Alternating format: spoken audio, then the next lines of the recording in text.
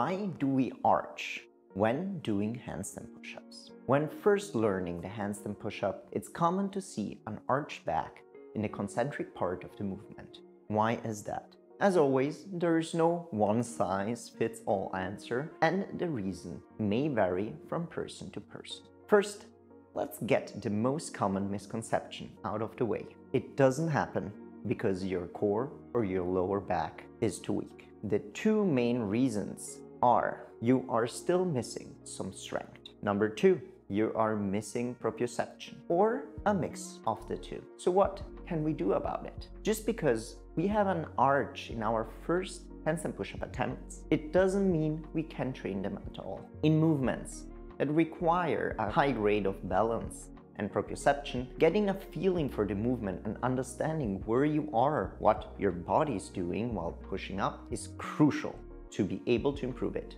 Every single one of the now almost 50 clients that we have taught the handstand push-up in the last years got their first handstand push-up by slightly throwing back the heels and arch, and only then cleaned it up. In movements like these, attempts are sadly part of the game and can't be perfectly periodized. While having a few limited, slightly arched attempts in the plan, most of the work still consists in learning the right path and proprioception through assistance exercises, like the belly-to-wall handstand push-up with a constant posterior pelvic tilt, and slow eccentrics to understand how to keep the crunch in the abs as well as the glutes engaged, especially at the bottom position. We will keep working on improving strength with weighted full rump pike push-ups and/or military press and other variations. As soon as the attempts become more consistent, we can start giving more clues to focus on maintaining the tension that the client has in the eccentric while pressing up. Clues like squeeze your glutes and suck your belly in and push it down into a PPT, as well as push up through your shoulders and bring your chest in, are very useful for many. Usually when our clients